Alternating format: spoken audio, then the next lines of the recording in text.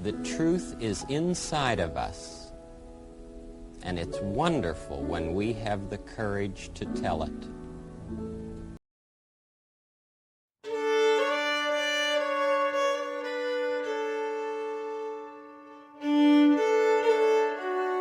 Welcome to the Bond or Free podcast. In this segment, Cordarrel will be talking about controversial topics that pertain to women and the dismissal of core values, which they have made irrelevant in this modern day. In part 1, I spoke about the men and the things that they are prone to do, the tendencies and the motives that lead a man to do a thing, whether inappropriate or with a debonair character. Well, what about the women? I'll answer that question with an analogy. Without the pleasure of having good soil on this planet, nothing would come to harvest. We wouldn't have any agriculture if the land was infectious or impure. We live in a world full of vast produce and vegetables to consume at our leisure. We owe it all to the magnificence of gestation, which is the process of growth that takes place within a set time frame for the organisms to sprout forth. Then we have the wherewithal to pluck the nutritious edibles to make delicious meals for our families. Or if you're without, then it'll be just for yourself. Having a home-cooked meal is more impactful, both emotionally and physiologically, than the fair price of a meal from a restaurant of your choice. It's all within moderation of your consumption, but no man will deny that coming home to a well-prepared meal, served with the foods he likes, will be dismissed. We all have different taste buds or palates, which is why we all have individual preferences, and that's good. Diversity is marvelous. The rainbow appears after a rainy day and amidst an array of colors visible to the eyes, yet we have no way to decipher where it comes from or where it goes. We see it in the sky as an arch, but we can't locate its beginning or end. It's indiscoverable. That's because it's supernatural. If you don't believe in God, or you seek some sort of evidence of his existence, then this is it. Water destroyed millions of people in the past, except 8. Those 8 replenished the species and utilized the miraculous power of the land to start plantations or vineyards. They also nurtured cattle that enabled them to reap the benefits of organic meat and dairy. Is regularly overlooked and underappreciated of the impeccable mercy of God. We live our lives as if it's expected or guaranteed, moving around in the world deciding to satisfy desires without acknowledging that none of us would be who we are if it wasn't for God's grace to wake us up. It's for his purposes for you to be alive, whether you commit to being a saint or a sinner.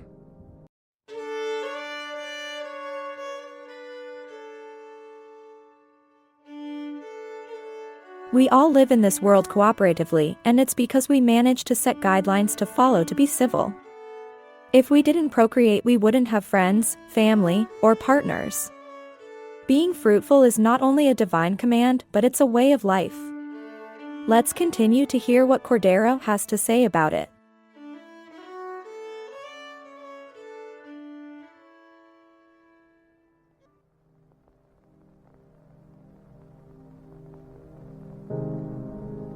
Before the 10 Commandments were etched into a stone, there were several instructions given during the days of Adam and Eve.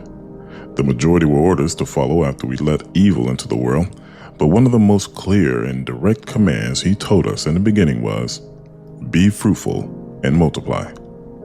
Simple enough, wouldn't you say? Although we take these 4 words for granted, it doesn't eliminate the natural order of things. It's a divine law that was written but spoken into existence, just like reaping and sowing. We all see the warning signs near schools, commercial buildings, or construction sites, yet we still take it upon ourselves to defy that law. Now, I'm not excluded from this, as we all make mistakes sometimes, but these laws are created for the protection of your livelihood. If you decide to disobey it regularly, then you have a higher risk of getting penalized. The necessary judgment will follow for breaking the law. The fact that you can acknowledge a sign with clear legal parameters and dismiss it doesn't make it invisible or invalid. It just confirms one's stupidity. Everything that is created was created for the purpose of health and flourishment until we decided to start practicing manipulation. Let me be clear of my opening statements. The reason I begin with talking about soil, vegetables, and foods is because without the good fertility and maturity of a woman, she cannot bring forth anything healthy or of substance. A man can plant his seed carelessly and aimlessly without any intentions to look after it, which is the behavior of an immature and irresponsible man. But the woman cannot plant seeds. She is constructed to cultivate and nurture. The earth is like a woman as it covers the ground with grass, provides shade for all animals and plant life. I myself enjoy a nice shaded area during the summer months with a nice breeze if it so happens to be, but this is why people use the term Mother Nature. The depiction of father time is usually used in a description of more masculine traits like discipline, judgment, and consequence. The notion is portrayed that with time all things end in the accumulation of their previous output. A person who's influenced and enmeshed with productive peers, associates, or friends will find themselves in a position that resembles more fruitful opportunities. The opposite is true too. A person who's overly exposing themselves in groups or factions that are not healthy will eventually provide results which are not favorable for success.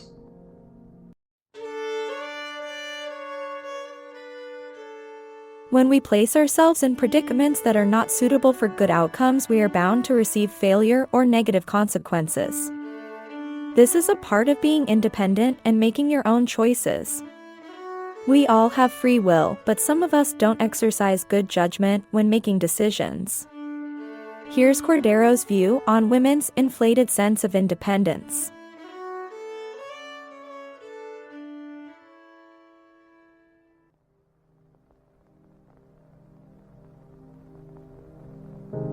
Have you ever heard, "Be not deceived, evil communications corrupt good manners"? In other words, you can detect how an individual will turn out by observing who and what they join themselves to. The truth is that women have never been designed biologically to select their romantic partners. They were the group which was selected by the men. The problem now in this generation, sad to say, is that the women have oversaturated the use of their pride with the pursuit of equality.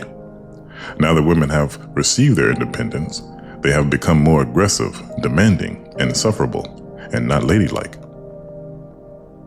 These traits are repulsive to men with dignity and self-respect. It becomes a designation of disaster if a woman is the pursuant rather than the one who's being sought after. The liberal mindset of women has given them the illusion of abundance and self-expression without consequences or accountability. If a woman steps into the role of choosing a spouse, she ultimately will be the leader in that dynamic, which is never good. Women are not leaders. Harvard Business reported in 2017 the reasons why women decline promotions or executive advancements at their job. In their published article, the editor wrote, "Women themselves aren't as likely as men to put themselves forward for leadership roles through promotions, job transfers, and high-profile assignments." In 2022, Forbes Small Business reported 5 reasons that women dismiss and reject leadership roles in their company. The most important reason was work-life balance, because women didn't want to compromise having less time with raising their children or attending to their elderly parents. In China, a study found that the only way a woman would accept a position which will require more of her time and efforts is if the entire culture shifted into an organization that supported a work-life balance for women leadership roles. Second to the most important reason was the fact that women are less dominant and assertive in negotiating deals or settlements. They are more communal, nurturing, and cooperative, which isn't effective in business nor competitive arrangements.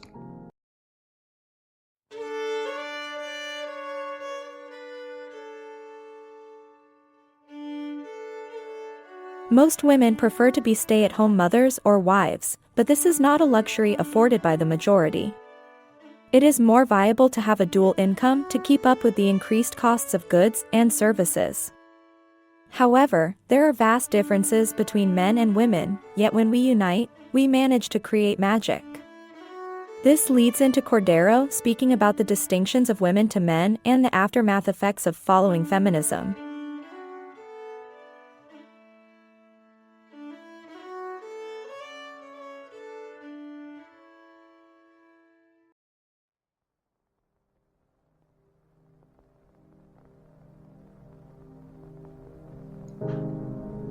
Women are supposed to be cherished and protected. They are physically weaker in strength and are less agile compared to men. There is masculine and there is feminine. There isn't an in-between or so-called gray area.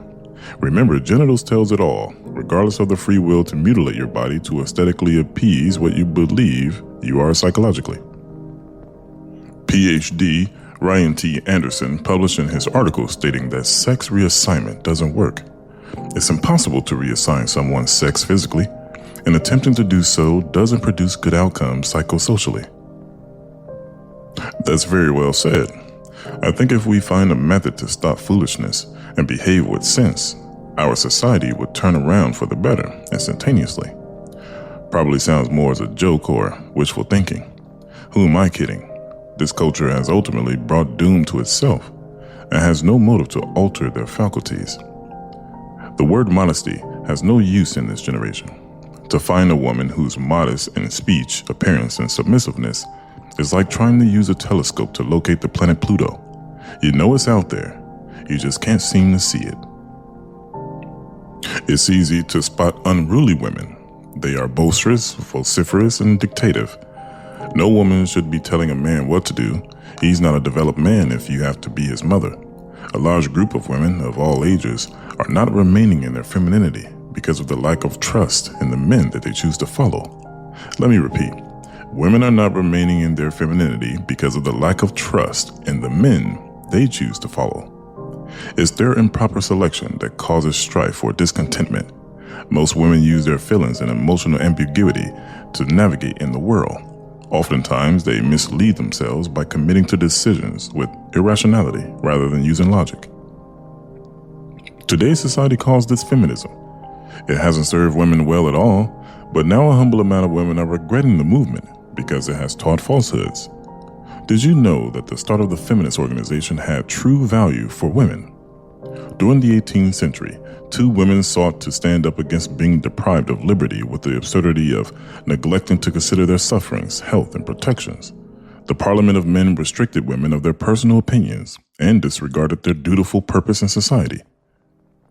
That was a century where if a woman couldn't remarry or didn't remarry, she would typically live a poor and challenging life. Also, women were dealing with severe cases of postpartum infections and depression with little to no assistance offered. The movement wasn't designed to compete with men, although that's what it turned out to be today, but it was for introducing their urgent needs. A woman should not be too concerned with trying to mold a man, but only help him to adjust for the better. It's always a productive progression when a couple complement each other's qualities. Humans were designed to work together to create civilizations and communities. We thrive together rather than being unaligned. Canadian philosopher Marshall McLuhan said, "There are no passengers on Spaceship Earth. We are all crew." God made a woman to be an assistant to a man. She is like a personal secretary who knows how to follow rules and complete tasks efficiently without haste. She delights in being a part of the man's mission because he is a qualified leader of excellence, and she knows she has chosen well to be by his side. But for women who do not dare to be called a helpmate, they are removing themselves from the inherent benefits all at once. According to Forbes, 20% of women have claimed that the word feminist describes them perfectly, while 80% have reduced their association with the term because of the perception of being viewed as anti-male. Despite the majority of women have acutely dissociated with the movement, they still agree with the hedonistic and disruptive attitudes towards equality. How is it that we can understand the logic of 1 + 1 = 2, but we cannot understand that a man and a woman are not equal? The variations of differences between the two biologies are wonderful when they are together, thriving as a unit, procreating and raising up the next generation, instilling morals, values, and disciplines that will carry well into adulthood. Then, when those children become adults, they will pass on that upbringing to their sons and daughters. British-American poet W.H. Auden wrote, "We are all here on earth to help others. What on earth the others are here for, I don't know." If you're not offering service without illicit intent or kindly helping others when you are able, then you are technically an extortioner. Life is about giving and receiving. A person who spends the day thinking is not going to receive nothing tangible if no actions are taken. He might as well be a rock or a stone. The false narrative that women can live a pleasant life without accompanying men has created inner conflict and contradictions. Before the first civilization of humans, men have always been self-sufficient, provisional, and good with building things. The women had no problem with accommodating the men for their hard work, strength, and protection. It was a mutual understanding that in order to coexist successfully, each gender had to play their part in the growth of humanity. There is nothing equal about a man and a woman. The pair are profound within their own category. However, women have lost a connection to their true power because they have been content with obtaining deliverance or control. The illusion of power and independence has been their objective.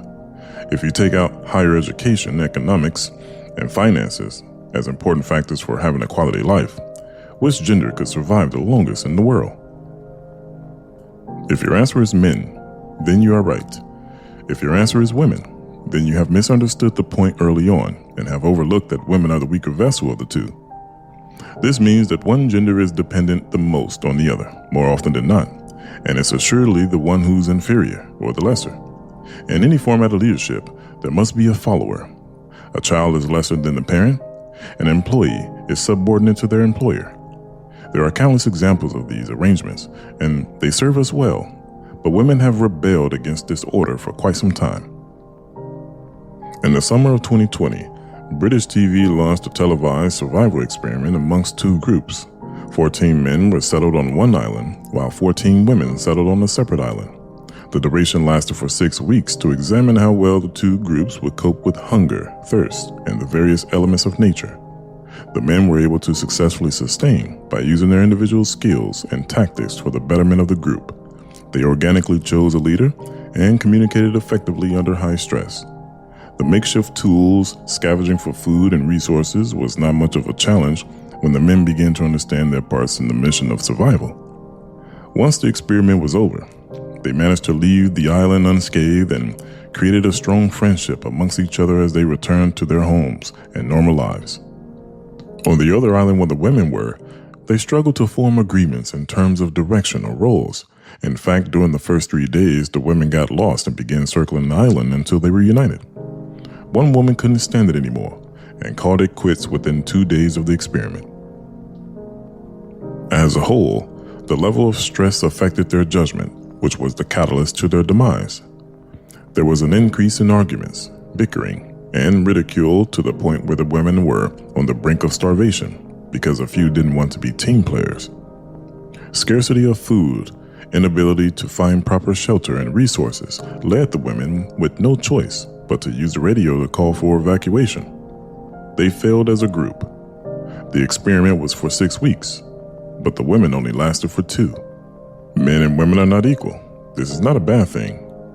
Unfortunately now, there has become a great emergence of women who challenge the mere differences that men possess, which are not negotiable, like strength and a dominant presence. Men and women earn salaries from their occupations, but the amounts are disproportionate. It's not a flaw for a man to out-earn a woman in income or financial security because men take on the most dangerous jobs. So they are compensated for the potential threat of death in the event of an accident or a fatality. No one can argue that biology is infallible. We all are a walking result of the genetics of our parents. We receive 23 chromosomes from the father and mother. This is about the only thing that's equal between men and women.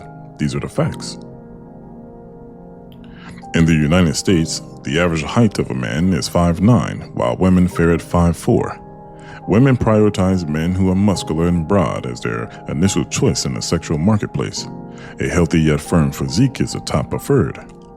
Men who are excessive with working out to achieve a bodybuilder appearance are the least selected and have a likelihood of being egocentric. Matter of fact, anyone who is too much into themselves carries a high concern. It's selfish and narcissistic. This simple selection of attraction proposes that women want a man who's superior than themselves, a man that they can look up to both figuratively and literally. In addition, women feel more protected standing next to a taller man than a short one. Studies show that it's an organic and subconscious decision that originates back to our existence. Taller men could defend their families better due to their physical stature and have children who would also have the same genetics, giving them the same likelihood of survival. Over 95% of women who took a survey about what is the ideal height for a man stated that they wanted a relationship where the man is 8 inches taller than whatever their height was. It turns out that women like wearing heels too, and they don't want to feel like they're emasculating a man by towering over him.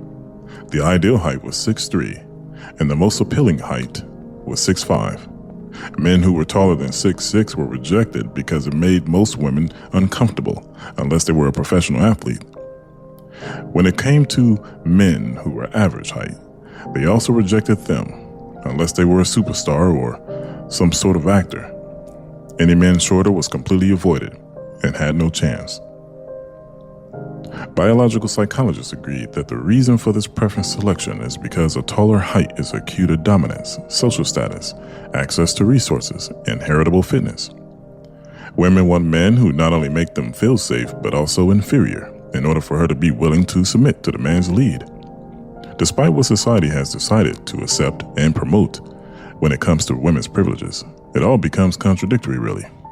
These things might make some uncomfortable, but they are the truth.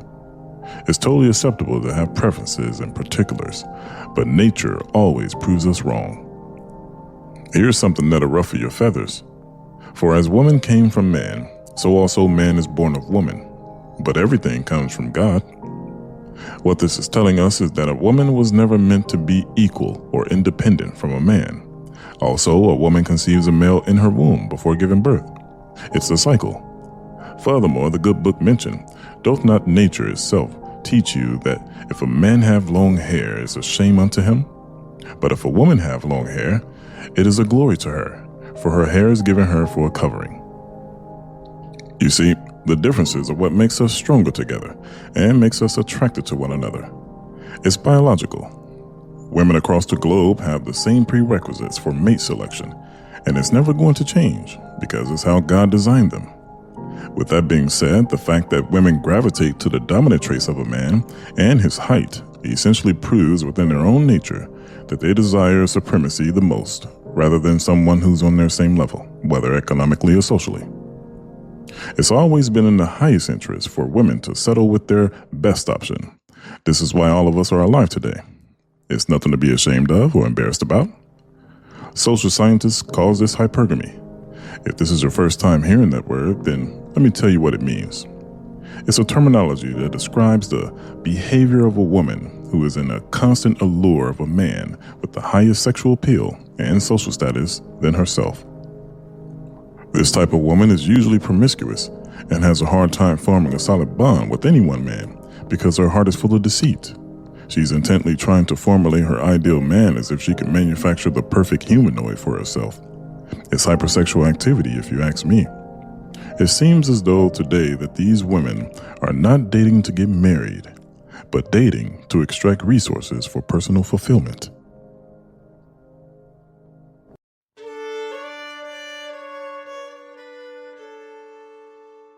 Well, up to this point, you have heard point of views about the intrinsic differences of males and females. It's not supposed to be a competition amongst men and women. We both bring a combination of skills, habits, and abilities to the equation for the betterment. We were never meant to stand alone from one another, but to be heirs together in this world. As Cordarrel has alluded to, women have created for themselves a counterintuitive method to cope with their disapproval and how they have perceived themselves to be the prize, but ultimately, as a whole, women have no clue to what they actually contribute to a relationship other than sexual activities. The man is a prize to the right woman, and the woman is a prize to the right man.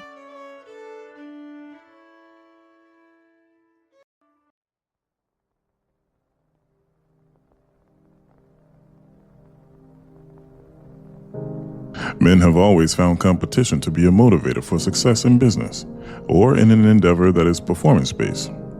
We wouldn't have electricity in our cities and homes if it wasn't for the constant battle of efficiency between Thomas Edison and Nikola Tesla. During their feuding, these two innovators changed the world and managed to inadvertently improve the quality of life we have today. This is why we are able to utilize our TVs, keep cool in the summer and warm in the winter. We take for granted the appliances that are stationed in our homes.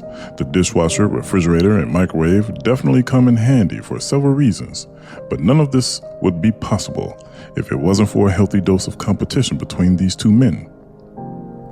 Since the beginning of time, men have always been in competition with each other, whether it be for sport, dominion over a land, or inventing a better product. Women, on the other hand, have developed an irregular attitude towards men for their aptness to be leaders, express strength, give instruction, or direction. They feel like they are being singled out or unappreciated for their qualities, but what most women have failed to realize is that men don't value the same things that they do.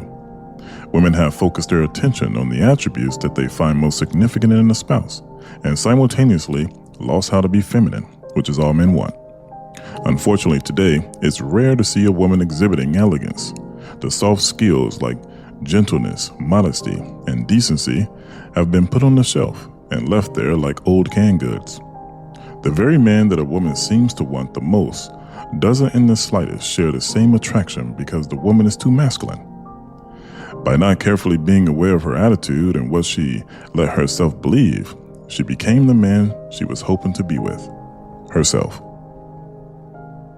In order for us to become intelligent enough to function in a civil way or live within a structured society, there must be an authoritarian figure. That person is in a high position to denote what would be the most effective lessons to teach to the novice students. A community is formed based on the people, but the people are governed under rules that they must comply with. No matter your age or intellect, we all have been a part of a hierarchy. When you are a child, you are under the guardianship of your parents. As an employee, you are expected to manage your tasks on the job, and you'll receive your agreed compensation from your employer. Siblings have a natural understanding of who's in charge, even though there's a little bickering every once in a while. In the Bible, it states, "But I would have you know that the head of every man is Christ, and the head of the woman is the man, and the head of Christ is God." There's a reason why this is so. It has nothing to do with religion, but everything to do with the spirit. As God created it, it will not change because it's always been prosperous for us. If men were to be wiped off earth, do you know what will happen to women? Well, nature will take its course and they will be diminished by carnivorous animals that they cannot protect themselves from as a whole. It will be a grave struggle to maintain resilience in the efforts to keep the complete infrastructure properly upright before buildings will become vacant or collapse due to neglected restoration of conduit and pipes. Sure, there will be a small group of women who could defend, but it's nothing to brag about when that population is at risk. The Government Auditing Office, which is within the legislative branch, conducted an evaluation for voluntary release amongst women in the Army. They identified 6 reasons, but the main reason that women declared to forfeit their enlisting was because deployments took a toll on them emotionally, being away from their loved ones for too long. It makes sense that most women who initially start a career in a demanding job usually opt for a lesser role or quit because they want to nurture a family. Women prefer not to be in these high threat and intense positions altogether. If you don't believe me, just ask your female cousin, sister, mother, or grandmother. This is the specialty of men to provide and protect. Even when we know that our chances of survival are low, we still act sacrificially for the sake of women and children. But where has all this resentment come from? Why do women despise men? Why do they encourage emasculating behaviors? To answer these questions, you have to understand the beginning. For quite a long time, women were not considered for the workforce during the late 1800s. Occupations were mostly occupied by men, while women were raising children alongside the assistance of a babysitter, nanny, or a female relative. Women weren't introduced to professional work until after the Victorian period, when economical advancements were rapidly emerging. So this meant more labor was needed to keep up with the demands, and opportunities to earn a wage seemed plentiful. It was, but not for women. The majority of women in the middle and upper class didn't take on paid work. If they had a job, it was expected of them to stop working when they got married. Entry-level positions to be a lawyer, doctor, or a civil servant were closed off to women. In 1913, the courts declared that women were not people and disqualified them as potential employees. But that changed 5 years later, when the First World War started, and women were granted their first jobs while the men went off to fight. This constant battle for equality to be a part of the working class as women initiated this psychological attack on men. Over 200 years has passed since the days of adopting women into the labor force and providing them with adequate measures to complete their tasks. It would appear that women have made their point and successfully altered history, but not without a major compromise. Now that women have the opportunity to earn income, which is fine, it incurs abandoning being available at home. It also increased the cost of living since companies were now making more profit from both sexes.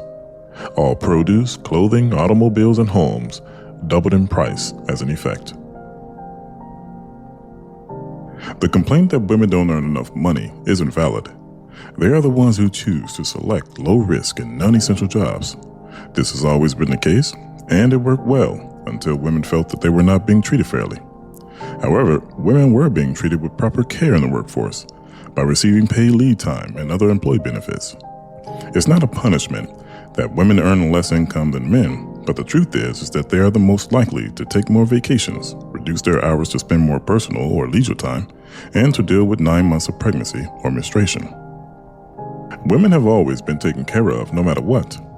55% of men who have wives have taken life insurance policies to compensate for the premature death expenses, or just by making sure that the family isn't impacted financially, leading into those elderly years. The homeless rate for men is higher than women, at 70% compared to 29%, but yet there are more shelters for females than males. Even the 1% has more support, which is the transgender group. Women become the sole beneficiary of assets. They receive 80% of the total estate left by men and 74% left by women.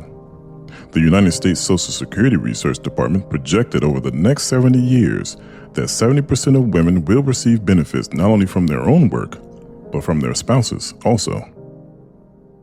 According to the World Demographic Data, women live longer than men by at least 5 more years.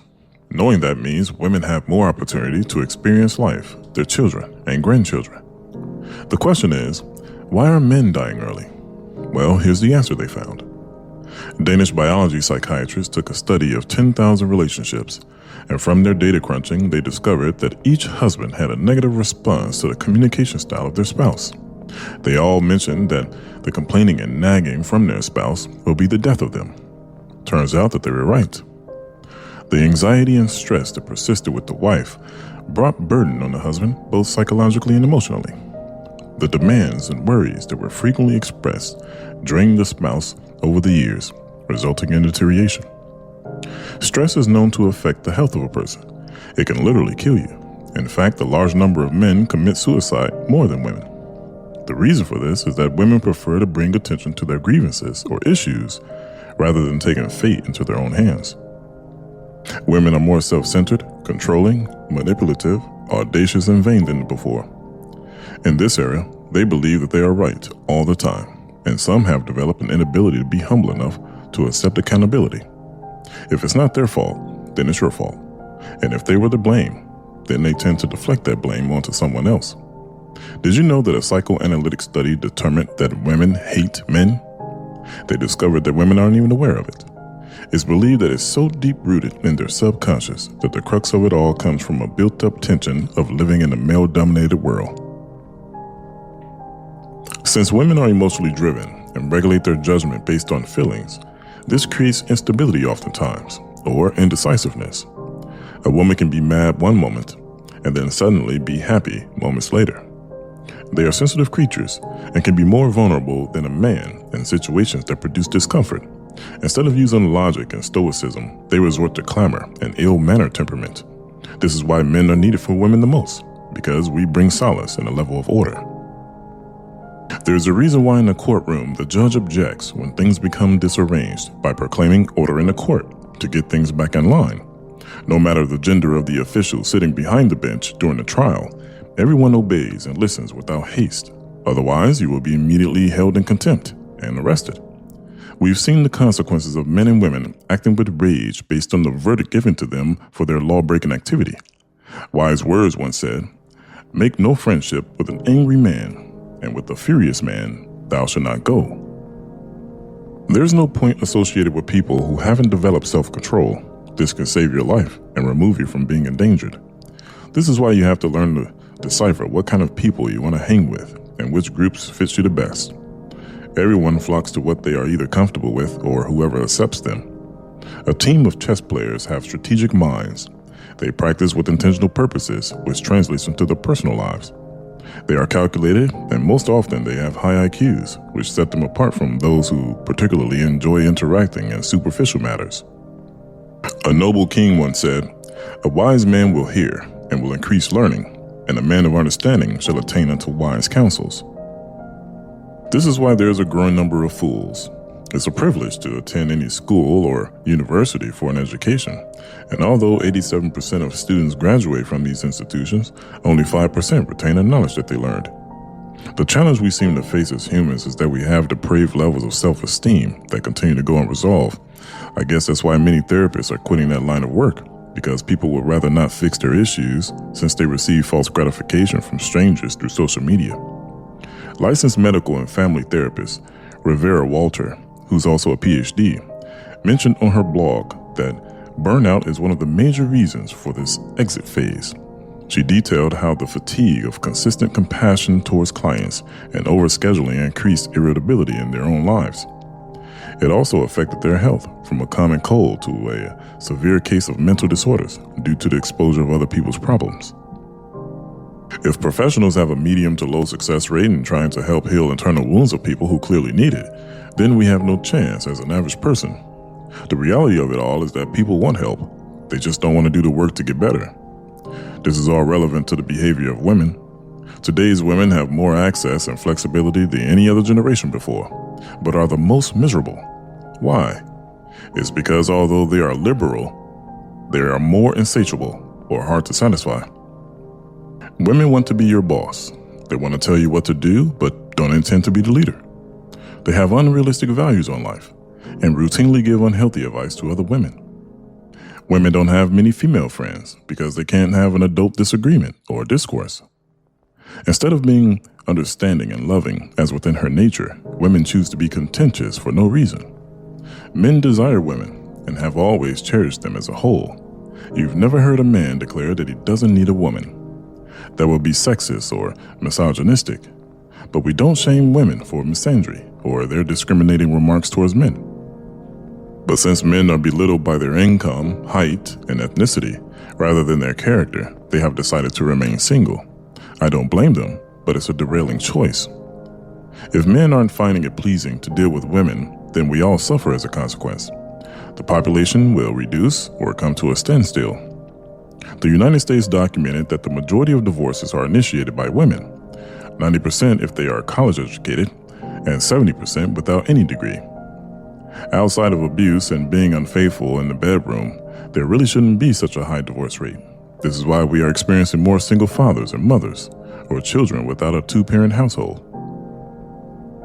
A German singer named Marlene Dietrich said, "Most women set out to try to change a man, and when they have changed him, they don't like him." A memoir I read not too long ago when I was doing research for this topic had the answer to my question in regards to the current behavior of women. The author explained that the reason why she was perpetual in starting arguments with her husband was based on her need to be in control. She scolded her husband as if he was a child and eventually came to realize that she was pushing him away by her coercion. She started to change her attitude and everything else, and therefore saved her marriage. I guess that's why God said, "A quarrelsome wife is as annoying as a constant dripping on a rainy day. Stopping her complaints is like trying to stop the wind or trying to hold something with greased hands." The conclusion to this bitterness and aggression towards men is that women want to be the king and the queen. Ultimately, they want to have it all their way while still wanting to be treated like a princess. It's a delusion, and a small case of being brainwashed by themselves, despite their feminine frame, wearing of mascara and high heels during an outing. Well, fellas, they hate us. There was once a king named Lemuel who never forgot what his mother told him when he was a young prince.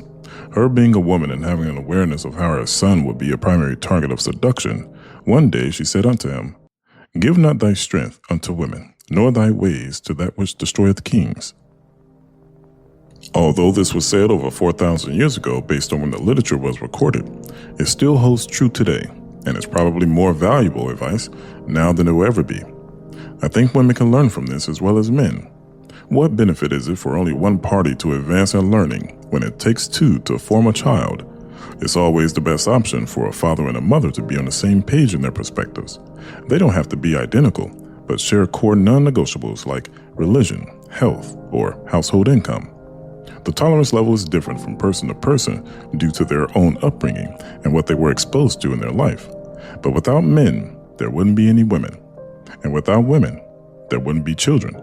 And without children, there wouldn't be a world.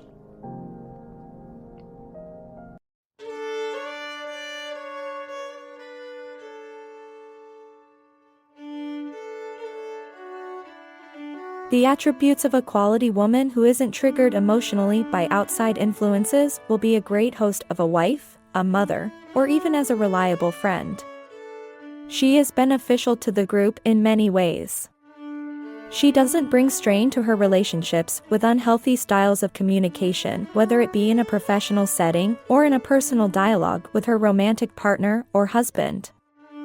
A wise woman understands her position in the world and amongst men. She recognizes the toxic behaviors of others and removes herself from potential exposure to such conduct to protect her sanity. A dutiful woman knows her place and she relishes in it with dignity and maturity.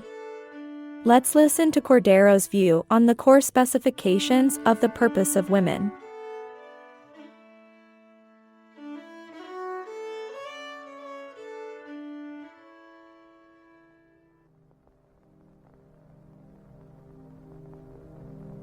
A man inviting a woman on a date takes on full responsibility for her safety, as long as she isn't dismissed. The moment they depart from each other and go their separate ways is when that woman becomes exposed to threats or assaults. This is not saying that the opportunity of wicked behavior doesn't exist during an outing with a stranger, because it certainly is probable until that person's character shows otherwise. The moment discomfort strikes, it's usually an early sign to dismiss yourself from the scenario. A woman may not be prompted to call 911 or weary for a bodyguard, but the lack of anticipated threats rarely crosses her mind.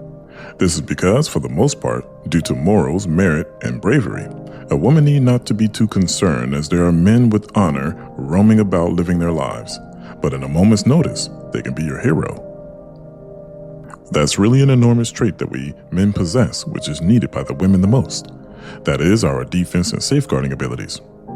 We are willing to risk our lives for women. That risk comes with a high reward also, which naturally should be a wife and children. Sadly, this is not the case anymore. I think the idea of marriage has become a frowned upon thing to undertake now.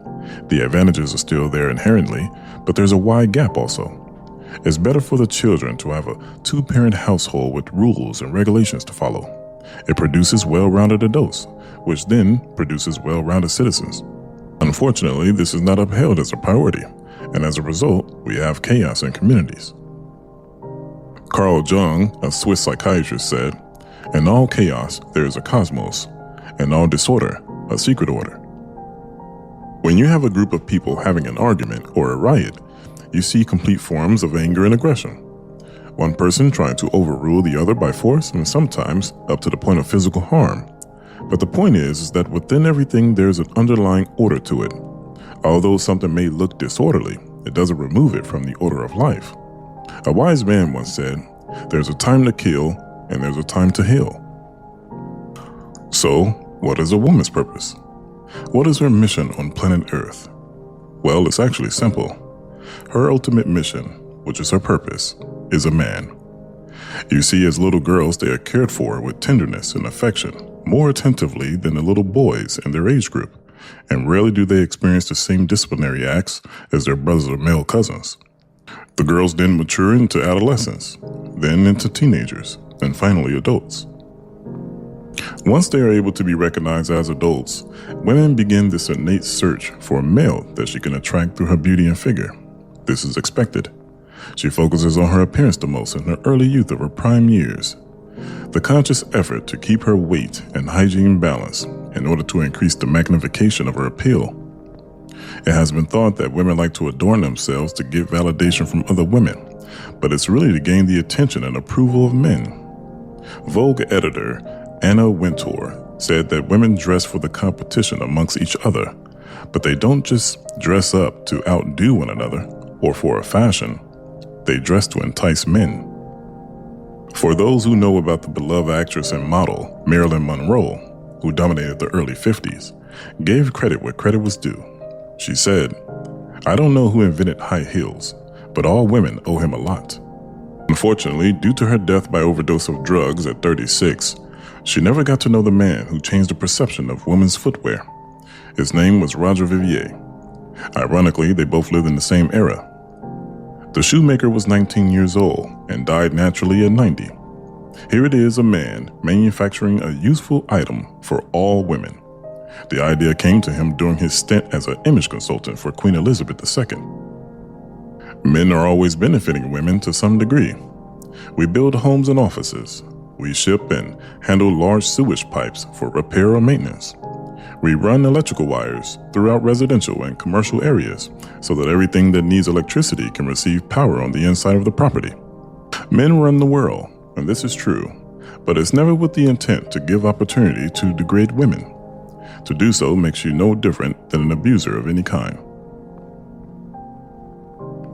We rarely get praise for these important jobs we do, because we have placed psychological pressures on men to be tough and not cry in public. We don't usually respond well to being congratulated either. This is why some men don't know how to express emotions and become as lifeless as an honorary statue. It's like this part of us has atrophied over time from lack of use. Now, this is not saying men don't have feelings. That would be foolish to comment. But I'm simply stating that men don't have a safe and secure space to express what's sensitive to them. This is where women shine the most and are most useful. They do a good job with consoling and being compassionate. This is one of the many reasons why God created them for the men. Their soothing nature brings restoration to the soul and induces revitalization to the body. I believe this is why men are able to go to war while leaving their families behind with a glimmer of chance of returning. It is the preservation of the mothers, sisters, grandmothers, and children we seek to protect.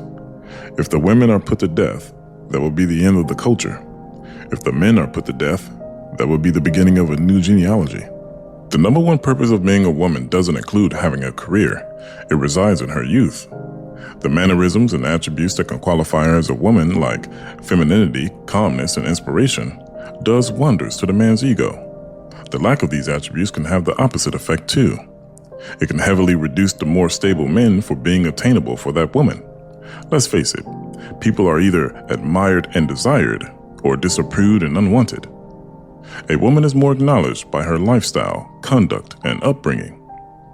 According to the CDC, 13% of women in the United States between the ages of 15 and 49 had impaired fecundity between 2015 and 2019. Infertility, which is defined as the inability to establish a pregnancy after 12 months of unprotected sex, affects 8% of married women in the same age group.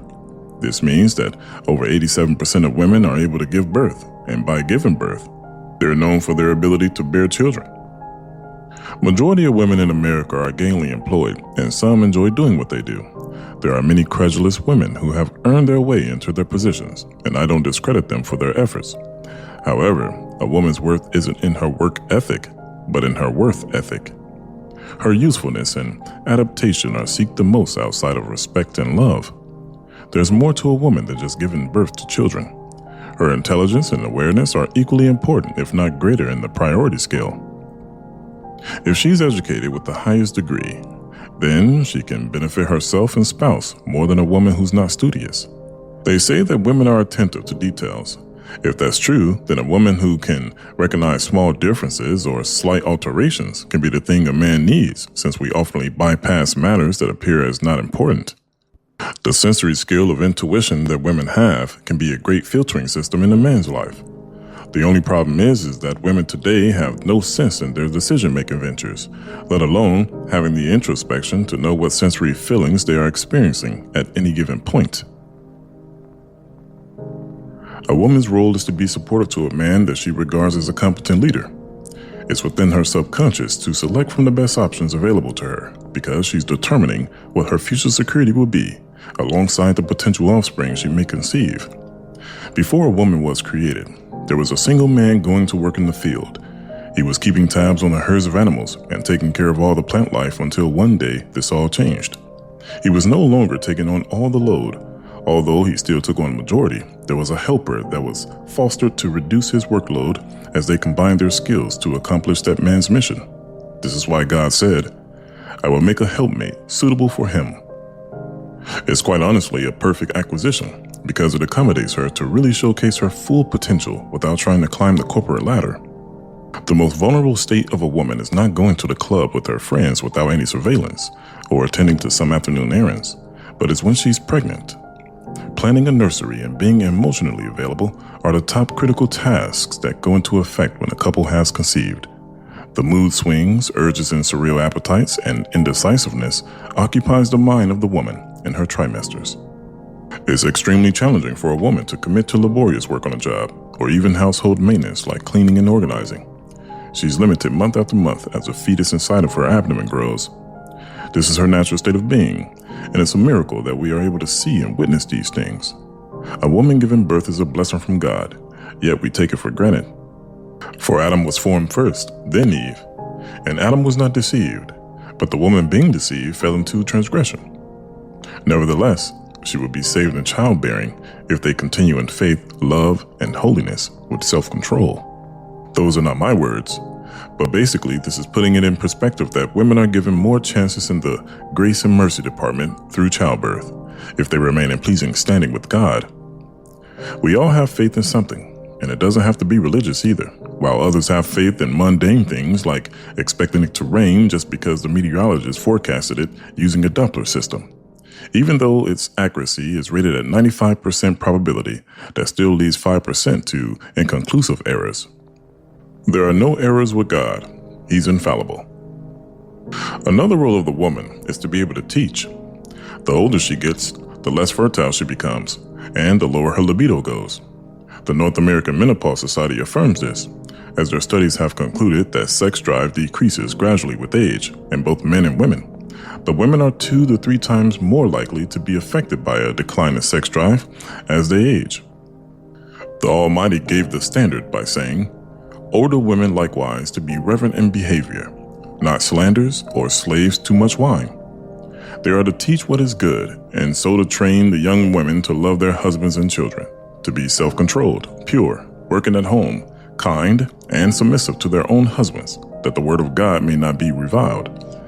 Likewise, urge the younger men to be self-controlled.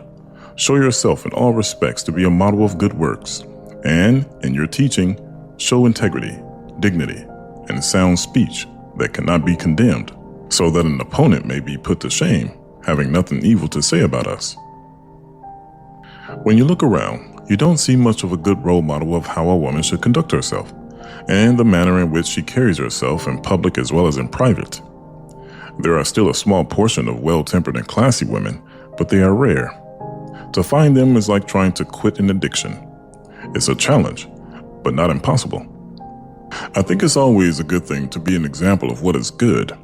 Everyone has this capability, but since we all have been emotionally damaged to some degree, we tend to have unhealthy ways of dealing with traumatic things that happened to us in our past, which determines our behaviors and habits well into adulthood, if not checked. In my strong opinion, a human being can change their life for the better at any moment, but it's only if they truly believe in the benefits. Well, that's the thing with women today. They have created residual and virus-like ideologies that hindered their purpose of getting married and having a family. It's not a lost cause, but these same women can change the dichotomy whenever they decide to remove their delusion. The last thing I will mention is the immodest actions of women nowadays. Modesty doesn't only pertain to the idea of clothing or how you choose to wear a particular garment, but it's within hygiene, speech, appearance, and how you socialize. You know, there's nothing new in this world. Everything that's done now is just done better for that generation. If you look back in history, you could discover profound gems of knowledge or acquire a skill which you never knew existed. There was a woman who was an American novelist and poet. She also was a short story writer in the 19th century, where most of her work entailed the dynamics within relationships. She said this in an interview that was later transcribed. I will read it to you. It states, "Conceit spoils the finest genius. There is not much danger that real talent or goodness will be overlooked long. Even if it is, the consciousness of possessing and using it well should satisfy one. And the great charm of all power is modesty." That was from Louisa May Alcott. She was a well-rounded woman with cleverness, but she was never married, nor had a relationship long enough to call it one. She died from a stroke at 55 years old, but her life's work was a promotion for women to exhibit unpretentious and meek spirits, because if not, they may end up dying alone with nothing to feel proud of than to put their sacred feelings in a journal. Thank you.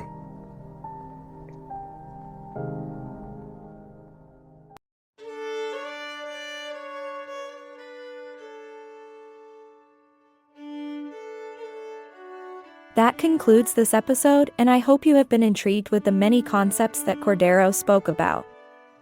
The main thing that you should take away from this is that women need men more than men need women. Women are more dependent than what they are aspiring to be in this world. It's okay to be dependent.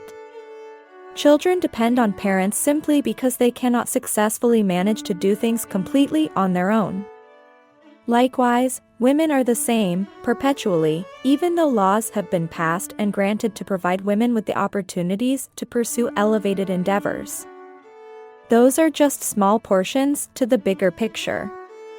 The attributes like being a homemaker, submissive without haste, and being an inspiration of feminine beauty are what men want, and what they will protect to preserve, but the essence of a woman is not in her job title, earned certificates, or college degrees. But it's by her invaluable substance in which she can bring to the quality man who intends to marry her. This has been a Bond or Free podcast installment by Cordarrel Eldridge. May the truth make you free and help you grow in self-development. Until next time, farewell.